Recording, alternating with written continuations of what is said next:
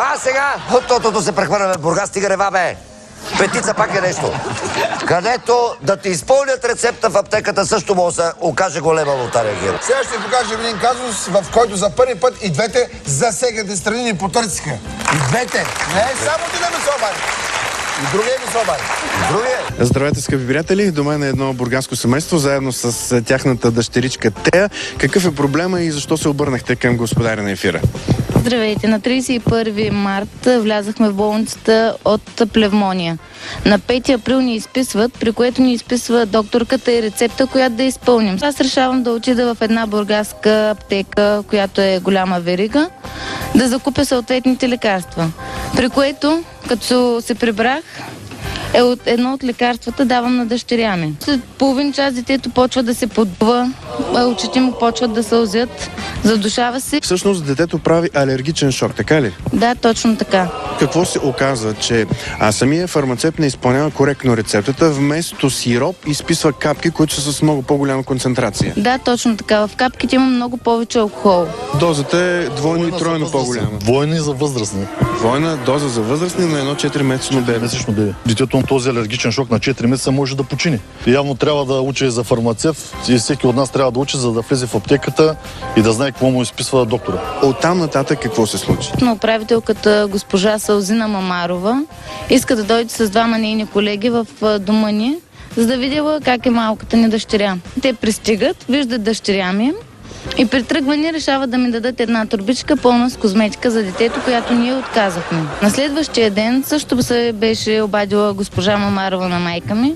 Предложили се и сумата от 1000 лева, плюс една година безплатни лекарства. Тя също ги е отказала. Отново и се обажда госпожа Мамарова и отново я вика на среща, при което и слагат клопка.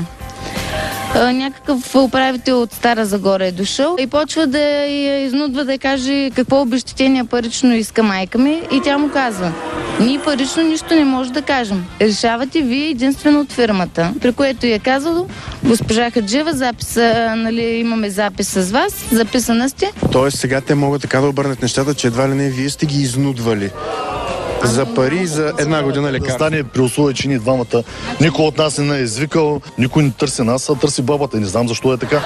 Господин Чилов, как се стигна така, че до там, че един фармацевт да обърка капките с сиропа, или май беше обратното, сиропа с капките? Значи, вижте, обърка е много така широко казано, защото аз бих употребил израза замени или отпусна, тъй като на самата рецепта не е написано ясно и четливо и то може да бъде разгадано и като капки, и като солуцио. Солуцио какво значи? Солуцио значи разтвор на латински, сироп си е сироп. Още повече на самата рецепта липсва възраст и пълните имена на самото дете. Така че това е причината, поради която съответно е станала замяната на капките с сиропа. Искам да ви кажа, че това е едно лошо стечение на обстоятелствата, че не е разчетена както трябва рецепта или не е написана както трябва. Бабата и самото семейство подходиха крайно агресивно и бяхме притиснати за компенсации. За парична сума не искам да го коментирам. Категорично отказахме. Вярно ли, че още същия ден, след като въпросните капки са купени и след като е станал фала, ако така мога да го нарека, управителката отишла с една турбичка с шампани с душ гел, един вид, заповядайте, за да се потулят нещата, да не пишете жалби, до разни институции. Дадени са мостри от козметика на детето. Това е абсолютен факт. Тези хора са отвън. Ако искате, примерно, може да ви срещнем заедно, за да уточните кой кого изнудва и има ли наистина такова изнудване.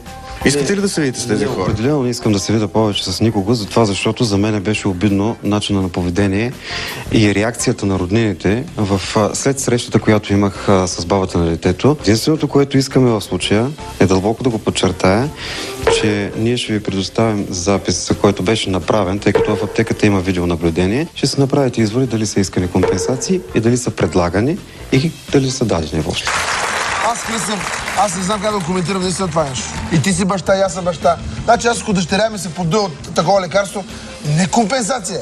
Оп. Но както и да е. Съвсем скоро ще ви покажа въпросният запис от така нареченото видео наблюдение. Както и разследването на репортера ни Стойчо Нов, който тръгна по следите на спорната рецепта също. Тая държава откачи. Как те? След реклама ще разберем какво трябва да